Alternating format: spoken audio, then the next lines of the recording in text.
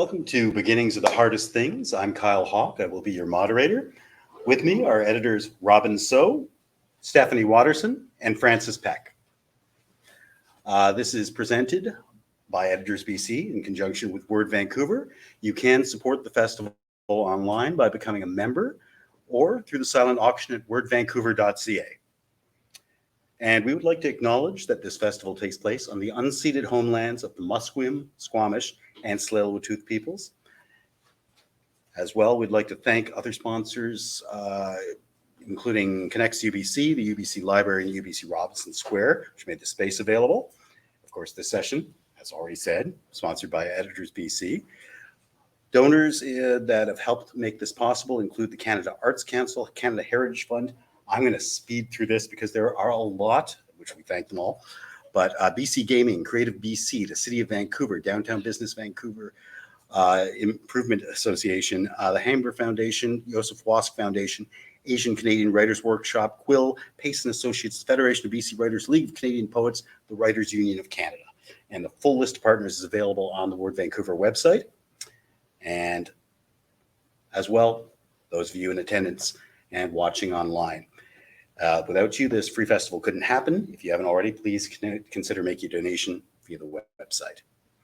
So I'm going to let our editors introduce themselves because you've heard way too much from my voice already.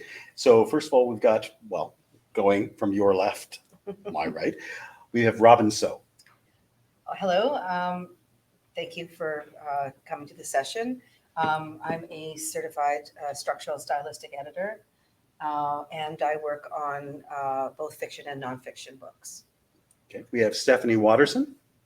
Hi, I'm Stephanie, and I'm a student affiliate at Editors BC. I'm 2 classes away from finishing my editing certificate, but I'm actively taking freelancing projects ranging from children's fiction to manuscripts. And also we have Frances Peck. Hi, I've been an editor for 35 years now, working mostly on nonfiction, a little bit on fiction, and I'm also a writer of fiction and novels. Okay, for this session, we're looking at first pages. I'm going to read the first page, and then our editors will discuss. We'll toss to the audience as possible. This is called Broken Chord. It's by Marion Lougheed. The police had cordoned off our part of the graveyard, but I could see the crowds gathered, fans and journalists, cameras flashing, signs expressing condolences, or the omnipresent, "I love you, Julian." Vigilant cops stood inside the yellow tape perimeter. It was a nice day for a double morning. Sunny and all that, balmy breeze, gorgeous bird song from the surrounding trees. Everything you'd want for a funeral by the sea. I stood by myself, freshly scorched from the death of my half-sister Natasha. The wreckage of my family was there, in faded Sunday best, elbows and knees patched, hand-me-down dress pants rehemmed for the younger kids, presumably my cousins a few times removed. People tended to die around me. It happened so much that it had gone past being depressing to becoming a joke. When I was 6, my mother had a brain aneurysm. 2 years later, my granddad died. I guess from being old. After high school, one of my best childhood friends moved out of the country to make art and then got promptly stabbed by his roommate. I had a tattoo for each of the people I had lost. My ankle burned from the most recent edition, a clean outline of 2 hands and a pinky swear. Natasha was my closest living relative, closest in both senses. We got our funeral scheduled a few days after she was run over, a block from home, by a drunk off-duty cop. The funeral was the same day my grandfather died, except 18 years later. Hell, if I knew what that was supposed to mean. "You boys look like gangsters," Aunt Molly said, because she had to complain, because she raised me and always knew what was best, who I should and shouldn't be hanging out with, even at a funeral. The boys were me and my bandmates, all of us in our 30s now. Not that you would know by the way some people talked about us. And I will throw to our panel from there. Any thoughts, concerns about the overarching arc of things? Well, I think we definitely agree that it's a great opening paragraph. Mhm. this. So I'll go back to the police had cordoned off our part of the graveyard, which that's not even the full sentence, but that alone, Mhm. that's powerful. It sets up a lot while leaving you with a lot of questions. Mhm. Mhm. Yeah, the concrete details in that opening paragraph, in fact, even two, were really what struck me. And I think that's often one thing that editors are looking for, the opening, especially of a piece of fiction, but really any piece, is a certain amount of concreteness to draw a picture for readers. You know, readers often want to see what's happening. They want to smell it. They want to hear it. They want to feel that they're entering a world that's concrete oftentimes. And that part certainly struck me. So it's a good place to begin. Mhm. But we did have some reservations after that, didn't we? Mhm. It's a lot of information given in the next number of paragraphs. And together, I think that they really confuse the narrative. Yeah, like they bring up a lot of characters all at once instead of just focusing on the main character. Um, and they've touched a little bit on who those people are, but we don't have a lot more to go on the connection between character to character or the character to the environment. Now, there's a term some editors use. I use it, and I use it when I'm editing myself if I see it too, called an info dump. So as you can see, that's a term that's familiar to some who are here. You know, an info dump. So the writer needs to get certain background details in there, needs to tell readers something that they're going to need to know, presumably to make sense of what's going to happen. But the trick is always, how do you seed that information through the story in a way that feels natural? And there's always that, there's a much criticized way that beginning editors will sometimes do it, sometimes called the "did you know" device. So you have some character who says, "Did you know, Joe, that people around me tend to die? And when I was 6, my mother had a brain aneurysm. And also, did you know that this happened?" This just seems like a slightly different version of "did you know" at the very beginning of the story. You know, all this backstory. It would be a lot better if it were apportioned maybe throughout, or some of it delayed anyway, till we get a better sense of what's going on at this funeral. Mhm. Can I ask, is it more that there's too much information, or that the structure that it's presented in doesn't really give it space to breathe?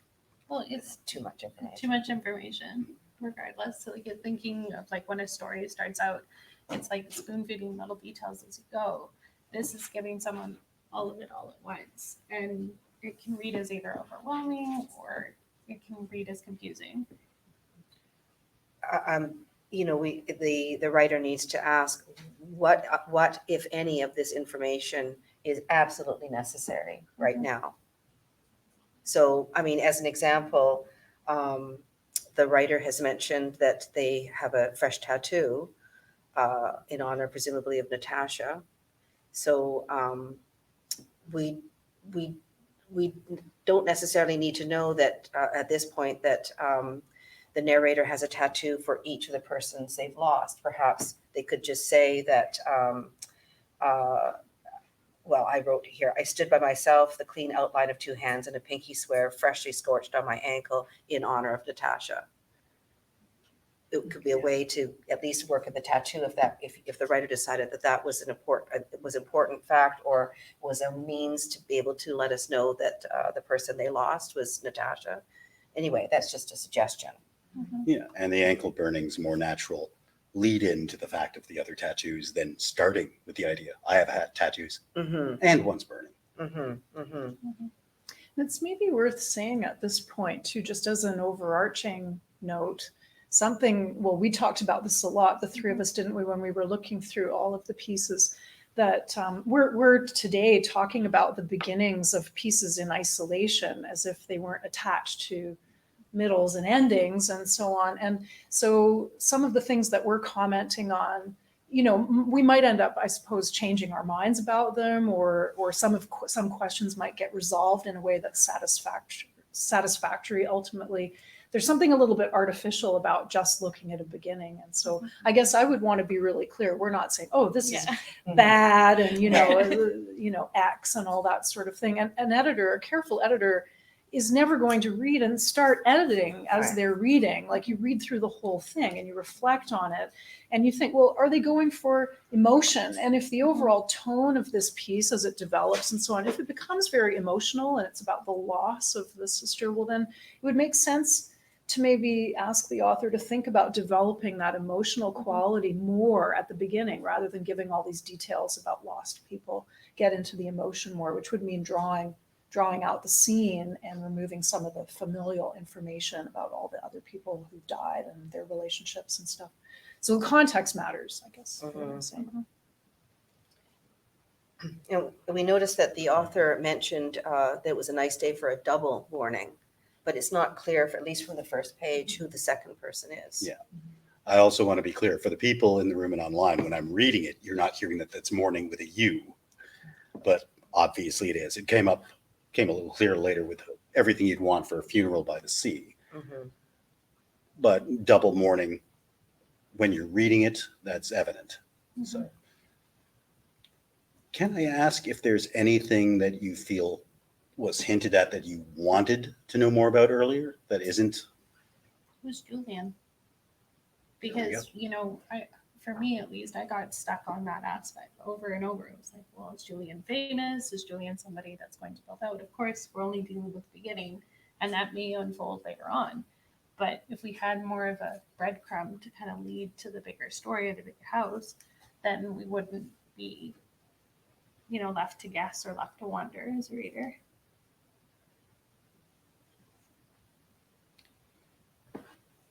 Yeah, it was not, I had to read it a few times to realize that the narrator was likely Julian. On first read, I thought that Julian might be a young person in this family of mourners, a family which the author has painted as, you know, quite, sounds like they live in poverty. It's perhaps a very remote place. I had the impression on first read that the narrator was quite young. It's not until I got to the last paragraph that I realized the narrator is an adult. Mm-hmm. So again, I think because there's so much information, it's easy to get confused. Mm-hmm. Okay. So with the idea that we've got numbered, we're going to move on very quickly, but is there anything else any of you want to put forward about this? No, maybe I'd be curious to know if there are questions from the Mm-hmm. audience, I guess. But Yeah. So, sir. I'd be interested in what the genre is, because if this is a coming of age story as opposed to a mystery, that information dump is going to mean something different. Do you know that ahead of time? Do you edit in terms of what genre you're reading? Just going to ask you we'll just take a moment to repeat the question for the sake of people online, since you don't have a mic, but he's interested in what genre this is and whether this affects how you would edit it. Well, I mean, considering audience, I mean, when we're writing for a young adult, we're not writing the same way or editing the same way for trade fiction. You know, I'm thinking about when a child is first starting to read, that there's a certain structure that's in place and it differs than like a chapter book. So I would say yes, it would depend on the genre, but it also depends on the emotion trying to convey in the piece. Is it going to remain consistent throughout, or is there going to be a change or a shift in that emotion? And the genre matters hugely. But that said, mysteries are particularly prone to information dumps. Mm-hmm. And that's when authors have to get more canny about how to give the information in a way that's satisfactory. I don't know, it's hard to make statements that are absolute when it comes to editing and writing, but I feel like you could almost absolutely say information dumps are always bad, no matter what the genre, Yeah. I think. At least I- if it's always if it's recognizable, isn't it? If it's recognizable as an information dump, yeah, then there's something, it needs to be treated differently. Okay. Any other questions before we move on to the next piece? Okay. So our next piece is by Tara Avery. If some well-meaning neighbor or potential good Samaritan had stopped that evening, stopped and smelled burning, they might have chalked it up to the coolness lingering in the air and some family fortunate enough to own a fireplace. They might even have put it down to a forest fire in the distance, for the weather had been oddly dry for weeks. But the smell did not come from a fireplace or a copse of doomed trees. A mile or so past the city limits, past the Welcome to Cyprus road sign, Madeline Darling's house was burning to the ground, just as she'd always claimed it would. In Cyprus, all children went to one elementary school, followed by one high school. Most married their high school sweethearts and began earnestly repopulating the town just as soon as diplomas were in hand and mortar boards tossed in the air. Miss Evelyn Smith became Mrs. Evelyn Darling just as soon as she made it clear to her boyfriend that he would never reach the promised land without commitment in the form of an engagement ring and a white wedding. 3 months after her triumphant walk across Cyprus High stage to accept her diploma, Evelyn walked an even more triumphant march down the aisle toward Robert Darling.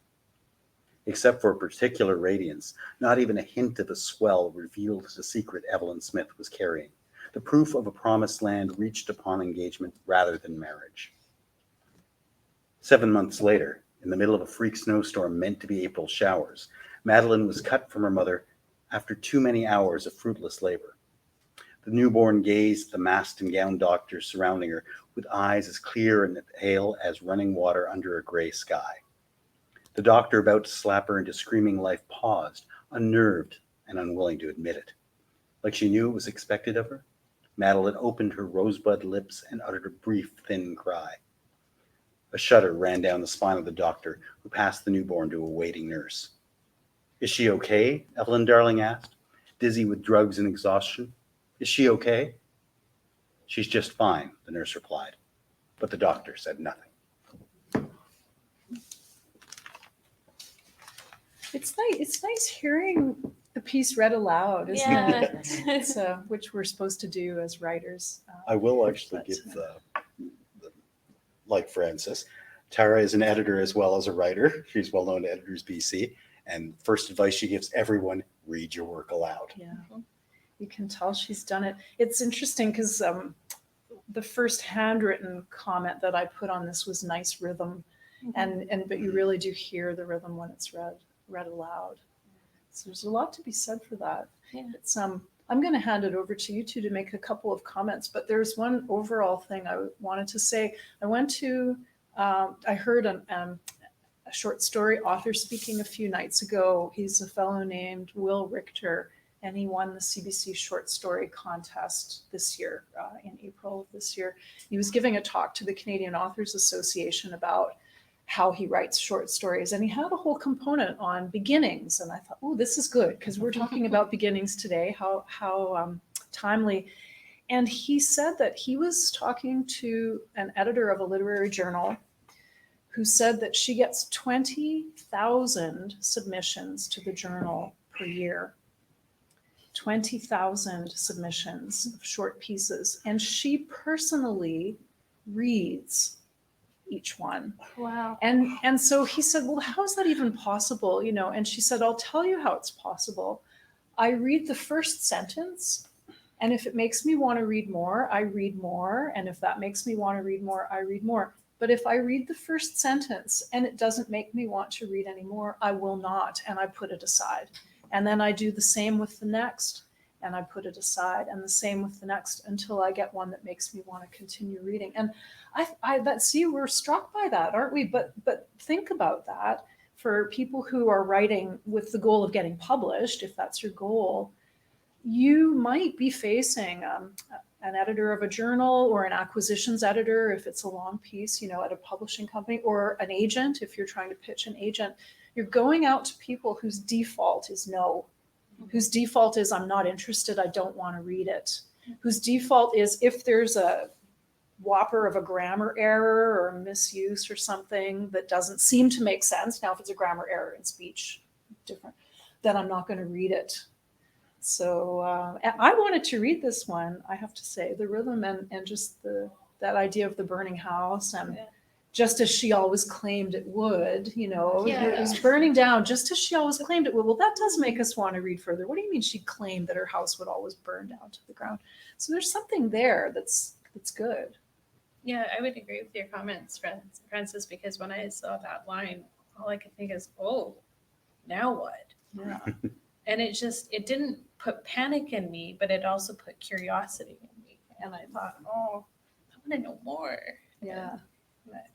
Within that, talking about fleshing out the theme, the smell of the smoke, the smell of the billows of the plumes rising, like the look of the dark of the clouds, like building on those senses will build out that experience. But I kept coming back to that line of like how she always knew it was there, and I was curious. Yeah. But that said, we did have some suggestions, didn't we, for We did. I mean, For improving this because it's one. hard to know what the genre is. I mean, I guessed it's horror or mystery, and also is this the beginning of a short story or a novel? That would make a big difference in the suggestions one might make for editing the beginnings. I think some of us felt that this actually could be a really, really intriguing prologue if the scene is fleshed out. Although I did ask myself when I was reading this first paragraph if a house on fire smells like a forest fire or like a wood burning fireplace.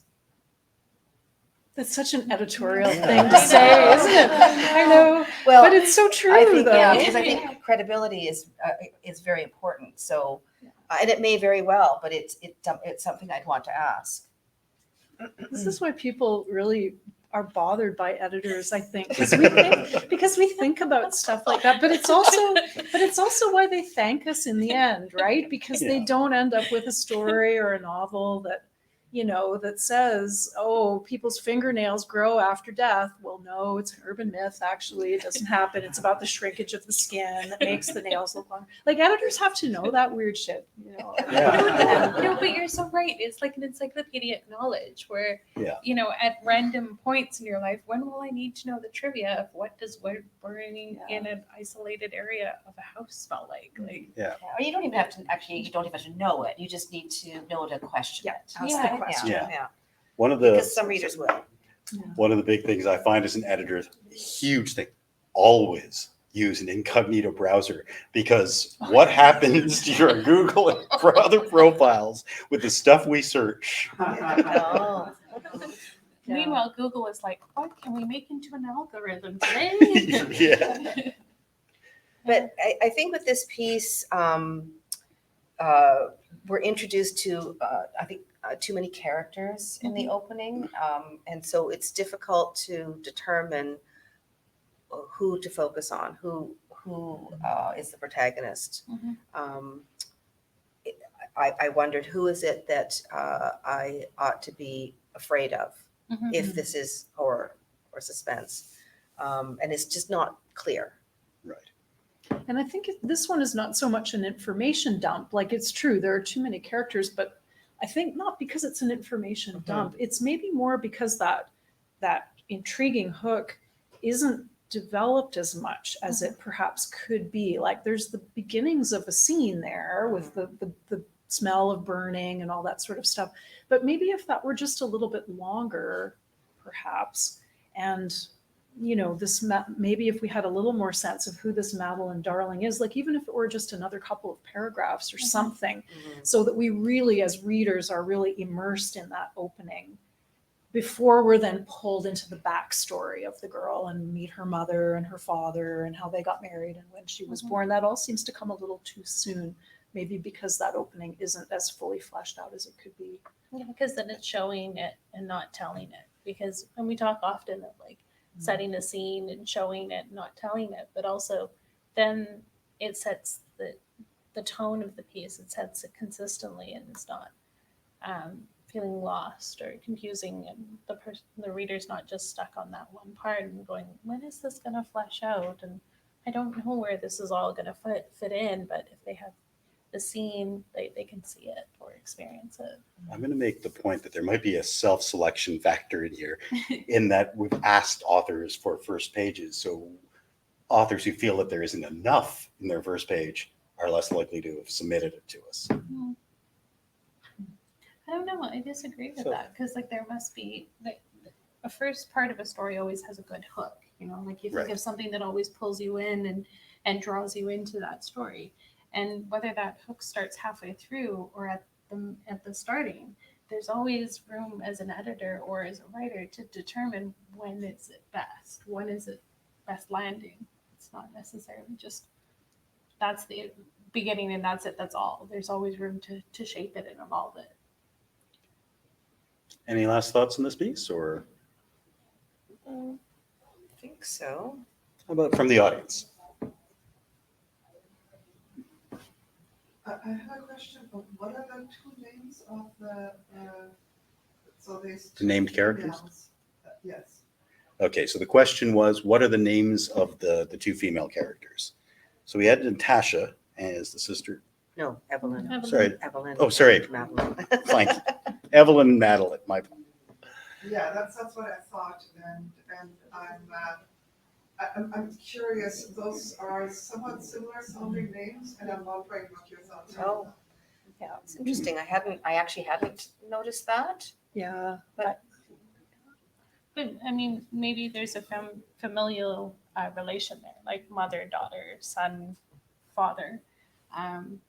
But it's good to flesh those ideas out so that it's not overt in a way. And I think that's a really good question about the names, because ideally names would be thought about quite carefully. I think, it's good for writers to put a lot of thought into the names. And there certainly can be situations, especially if this were going to develop into a novel, where you have characters whose names are too similar and they therefore become somewhat indistinguishable for readers. Do you know what I mean? And so you ideally maybe want to give characters such distinct names that the names kind of speak to who they are as characters and call up an image of the character right away, and that they're not too similar. I was just reading something about this very recently.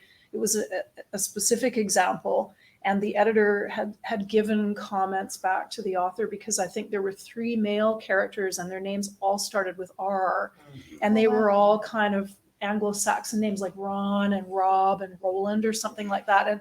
And it was a very good point. Like, it's just going to become confusing who's who. So I think it's worth a consideration. Would Madeline and Evelyn, depending how the story unfolds, would there be situations where they might be confused with one another? Which is the mother, which is the daughter? I'm going to make the point as well that Madeline is the French spelling, so Madeleine. So Okay. maybe the author is thinking Madeleine and not considering that an author would think of it as a rhyming name with Evelyn. But even providing like distinct attributes or characteristics of Madeleine would determine if she's not the other character. Yes. All right. So we're going to move on to the next piece. This is our first nonfiction piece. The author is Goldbard, and this is a plea for more humane workplaces from an autistic employee.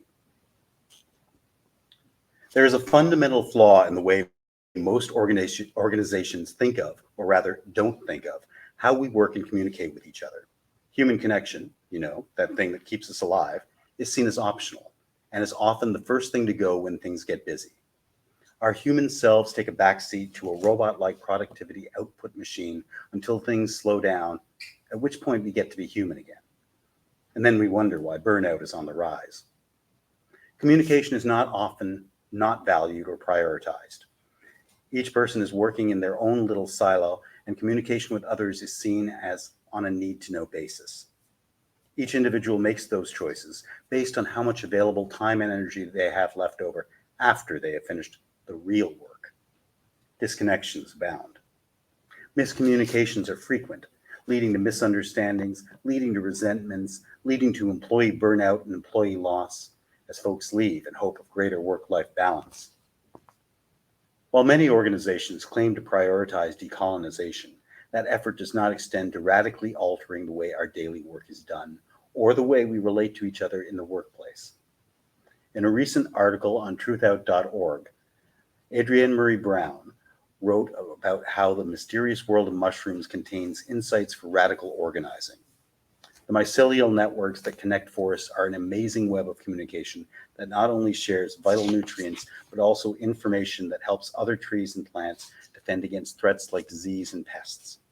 This network shows us what Indigenous cultures have known since time immemorial. We are connected to everything. Last week, I sat under a tree and I sang a little song. It goes, I am this tree, and this tree is me. As I sang, I thought about the miraculous process of energy exchange that happened with each out-breath. I breathe out, the tree breathes in. The tree breathes out, I breathe in. What a glorious exchange. What symbiosis. How can we create relationships, families, and workplaces where the exchange of energy flows that equitably? What would it take for organizations to commit to being human-centered instead of product-centered? What would that look like? I am not just asking these questions as a rhetorical lead-in to my handy listicle of 7 ways to decolonize, read humanize your business practice, although I do have some ideas to share. I am asking because I believe that questions are often the most important step in creating change and most often swept under the rug when they are inconvenient or uncomfortable. Well, I think I'm going to speak to that one first, if I may, only because I have to apologize to the group that I have to leave this panel a little bit early. I got a very last minute request to read for the wildfire fundraiser that's going on at the same time. And so they made me the last reader so that I could be here for my editorial panel, but I do have to cross to the other side of the building. But this I feel very comfortable with pieces like this because of having been a nonfiction editor most of my career. And this is a pretty typical example, I would say, of the kind of writing that I would see from someone who's a subject matter expert and has information that they want to give, like valuable information that they want to give a wide audience. In this case, a plea for more humane workplaces from an autistic employee. And because to them, the ideas are the important part, that's what they start with. They start with all the ideas. They start with the concept of the piece. Readers usually are not drawn in by concepts, at least with this kind of material. I mean, maybe if it's a philosophy text or something like that.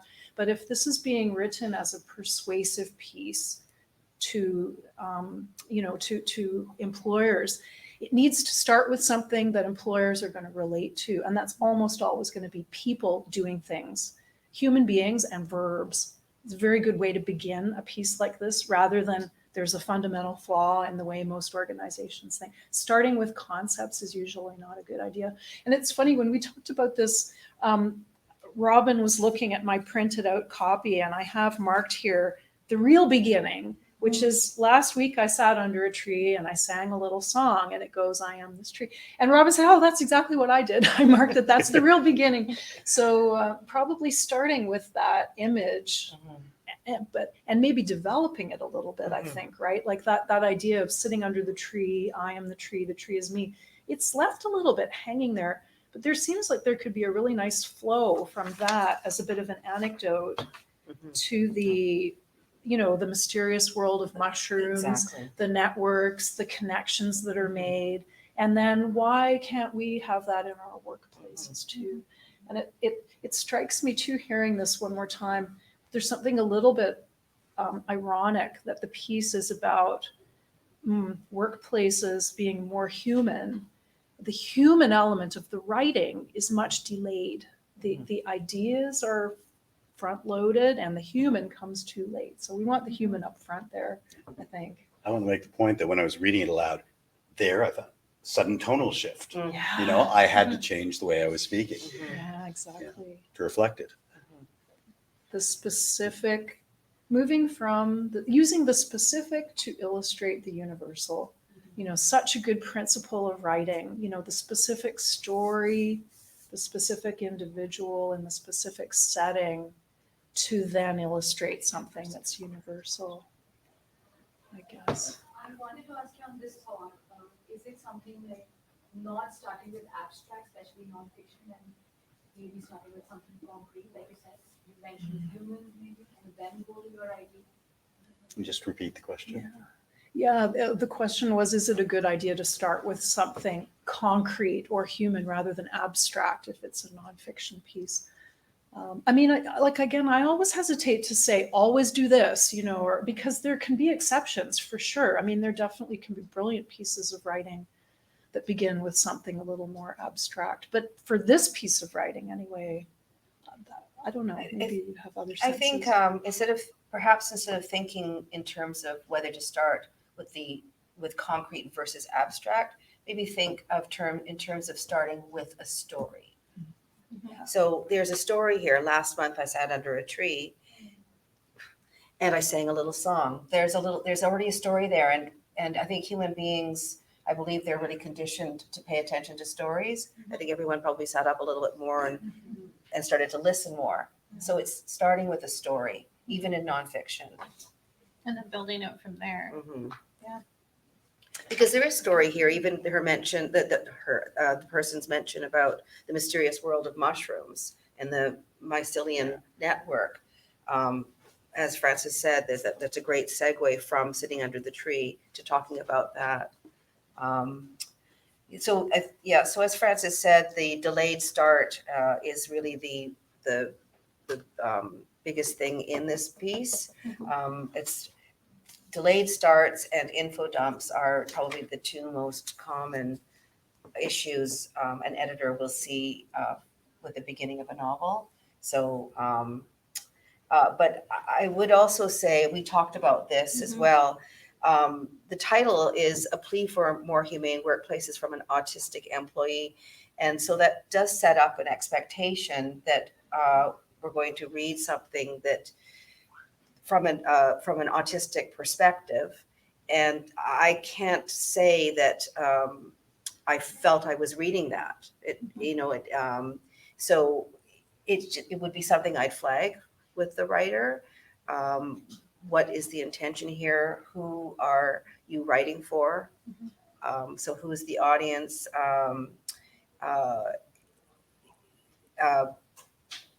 And maybe it's reflecting my ignorance about an autistic perspective. Maybe it's in there, but I don't see it. But it would be important to clarify that. Yeah, I would support those comments, Robyn, because when reading the piece, it would be good to flag it and clarify it and say to the author, what is the purpose of the piece? What's the why factor? What is going to keep the reader engaged and keep them involved invested in the piece? Is it convincing? Is it persuading? Is it telling a story? Is it recounting or retelling? And then further to that, there was a comment, I think, in there about decolonization. That would also be something to query, because although that's a very, I want to say polarizing word, that the definition of that word needs to be unpacked a little bit more. Is this the word we want to use to describe this plea? Like, trying to find out what the rationale for that definition is and see if it aligns with the definition of, or the imagery of the piece. Because there might be a better word, there might be a more clear word, it might be a misrepresentation or misunderstanding of that word. Not to say that word couldn't be used, but it just might be something better to address with the author. Because, this is the piece, this is the piece where the last paragraph is talking about questions. I believe that questions are the most important step in creating change. And I think it's very important that your opening generate questions, but questions in terms of curiosity, what's going to happen next, excitement about that. You don't want to generate questions that take reader out of the story. Mhm. What do they mean? What are they talking about? I don't understand. And reading the sentence, while many organizations claim to prioritize decolonization, that effort does not extend to radically altering the way our daily work is done. There's nothing there's nothing wrong with that sentence. It's just that the author is talking about workplace communication, and so it's not immediately clear how those two concepts relate. So that takes the reader out of the opening, and then they're asking questions that you probably don't. They're not the questions you want them to be asking yet. Yeah, I think the term that you're looking for is showstopper, like where something is happening and then something stops them and pulls them out of the piece, and then they're left either incomplete or disjointed with what's there. The big question I have here is, considering the title, a plea for more humane workplaces from an autistic employee, does this read as a plea to you? Does that framing seem right? I think of a plea as something like a call to action in a way, where somebody is saying, because of this, I need this to happen, so like random example, but I feel passionate about elephants. My plea is to make sure that all elephants are painted orange. That's my call to action. But in this, like, there's no pull. There's no saying, like, why do I need to paint the elephant orange? Why do I need to? What's the thing that will, the purpose of the plea? What's the reasoning, the rationale? So I didn't feel it was a plea. It felt more of an explanation or an experience, not necessarily a plea. I mean, I think I could infer from what I read that the plea is for organizations to prioritize intercommunication and the connection between employees, like the human connection, as opposed to focusing on productivity as the bottom line. I think I could infer that that's a plea, but it didn't go any further than that.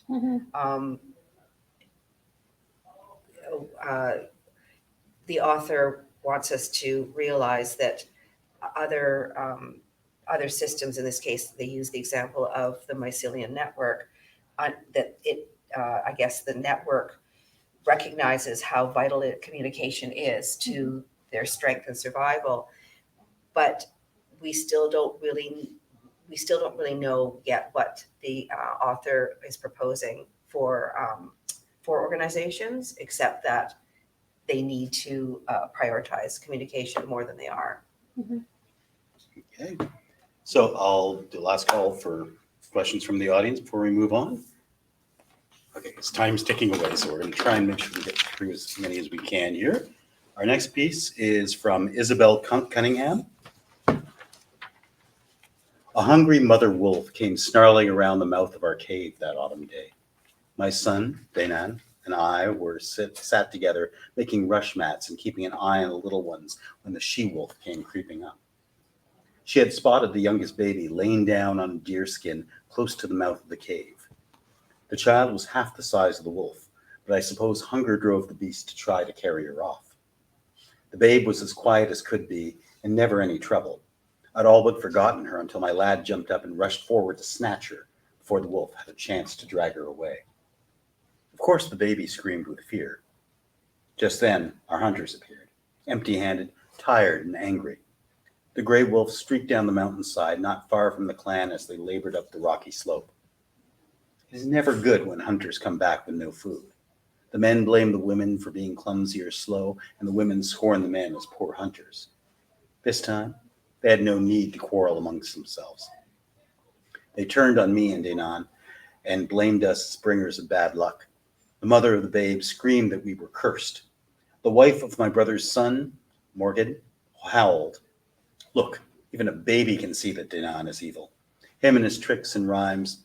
Why does she screech like that in his arms? She's a quiet one, but look, she can tell. Even a poor mite can tell. Him and that crone brought us bad luck this day. There it was, the old contempt and blame heaped on Dainan. Yes, he is the smallest and weakest of my children. Yes, he only has one good eye. He always covers the hurt side of his face with his long black hair. As a youngster, he would go off by himself and sing with the wind. At feasts, he scratched pictures on the walls of our cave and made up stories as he drew pretty or funny or frightening things on the sand floor.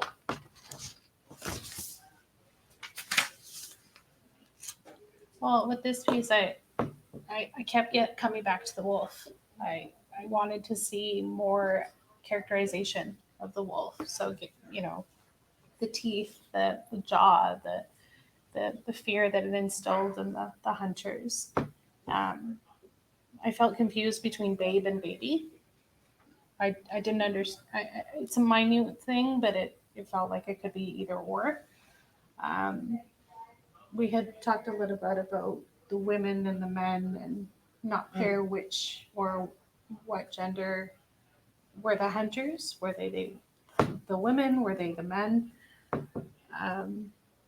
Yeah, we, with this piece, there's lots of potential interesting imagery in this piece, but it's more telling than showing. So there's a potential here for a really fantastic opening scene with the wolf pouncing, ready to snatch that baby away. But we're told about it. It's not shown at all. Mhm. And it could be from either the point of view of The wolf Dinan. or the Well, I guess it could be the wolf, but I suspect it's really would probably be from depending on what who the focus of the story is. Mhm. From the point of view of either Dinan, the son, who we're told saved the baby from the wolf, or it could be told from the point of view of Dinan's mother. Either way Mhm. could make a very exciting scene, but this is not a scene. This is what we would call kind of narrative summary. Mhm. And it sort of we remain detached from it as readers, and we're not given an opportunity to experience any emotion of any of the characters, and so you're kind of left not caring particularly whether about anything. Mhm. It's a little harsh, but anyway, you know what I mean. Off that point, can I just say just the start Yeah. of it? A hungry mother wolf, a hungry mother wolf. It's just one amongst many. It's abstracted into a category. It's not given agency. It's harder to feel the fear. Mhm. Well, that's exactly it. Like, because if the fear was more realistic, then it would build out from there. Like, then it would give more of a hook or a lead to pull into the story. Because right now it just feels like it's just being told to us, and it's not building that rising action and building into the climax of the story and then coming back and resolving. It's just building. It's still here. It's not moving anywhere. So yeah, it was more telling than showing, and it would be more to build on the senses, more to build out the story, to even in play. And one thing with writing is to play, to think about, can we tell it from the perspective of the wolf, from the baby, from Danon, from like other perspectives, just to see what inspiration generates. Mm. Because that might build into something that, oh, that worked, or oh, that might be the good opening or the stronger opening that might lead to those sensory experiences. I'm going to make the point. You've got the hungry mother wolf snarling, but the mouth mentioned is the mouth of the cave. Yeah, it's disconnected. It's not. It doesn't seem like that wolf is in the cave, or is the wolf outside of the cave, and then it's not connected.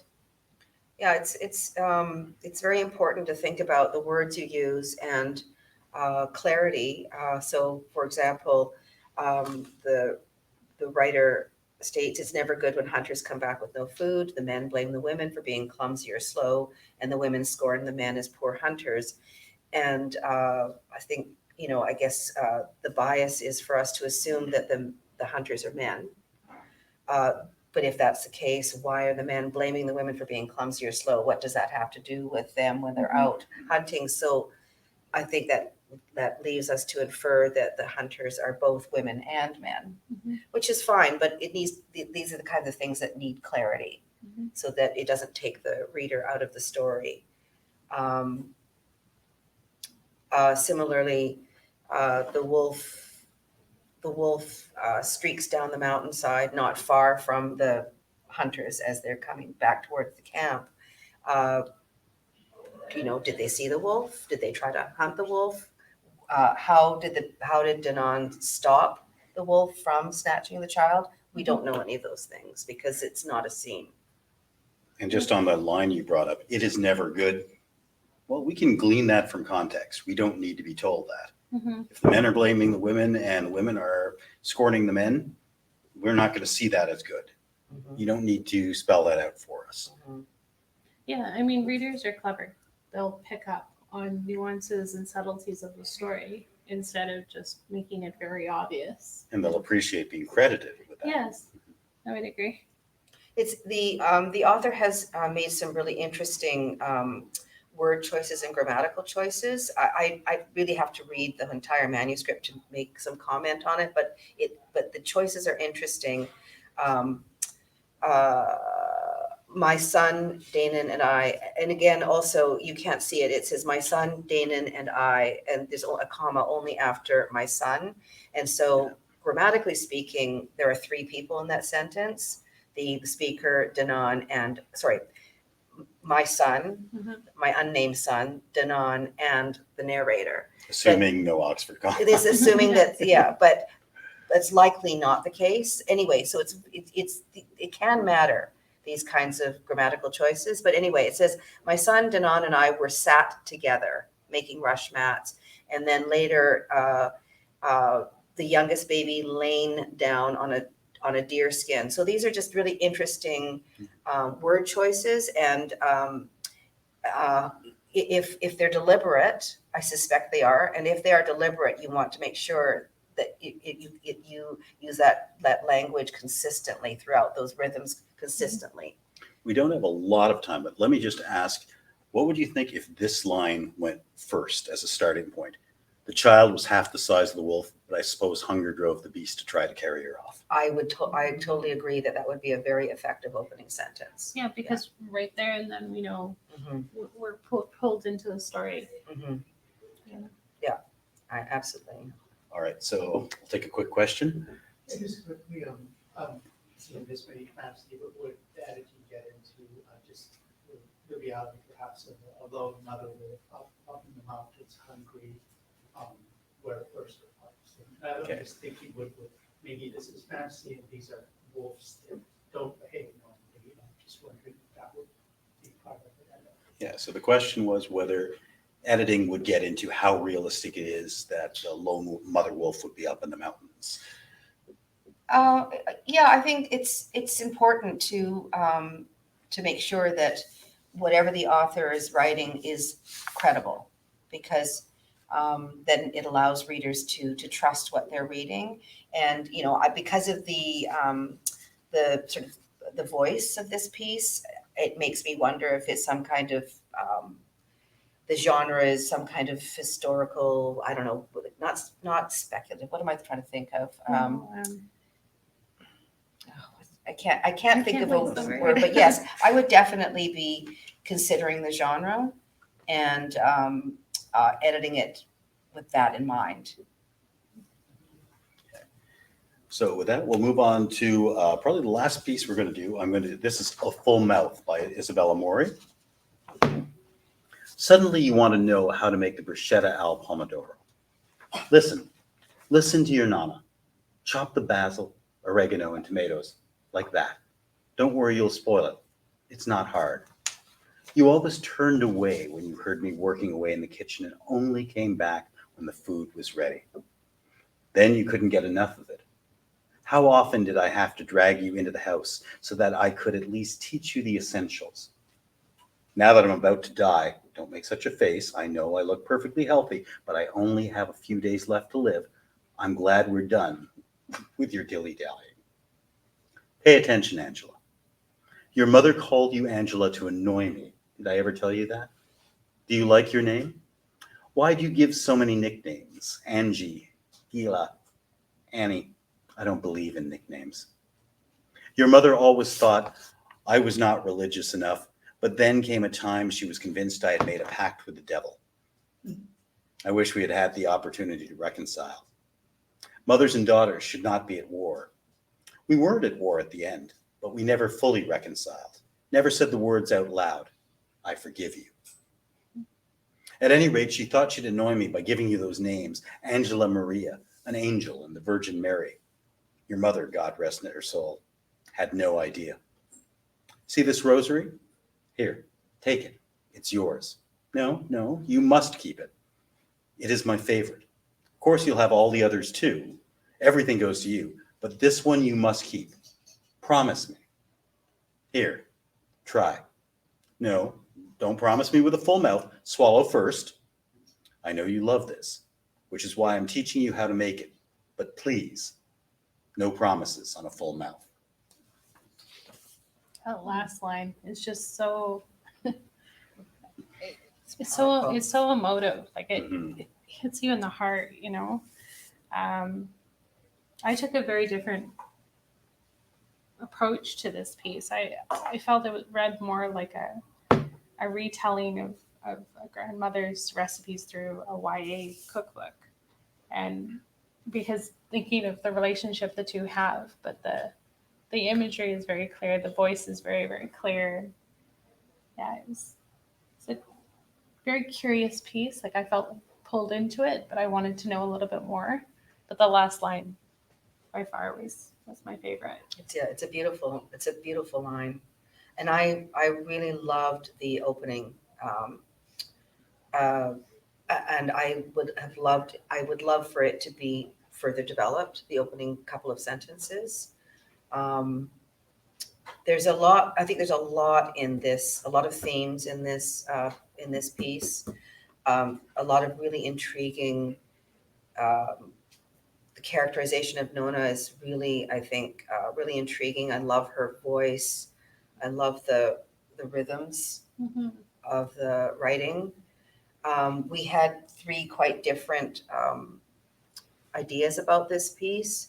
I personally would like to see a bit more about the food, at least for the opening scene, which is probably reflects my bias. But at any rate, but I felt that the digressions into the sort of the thoughts that possibly are randomly flitting through her mind about why she named Angela and about religion, etc. For me, it was too much and too fast, and I would like to see those developed a little bit later than this opening page.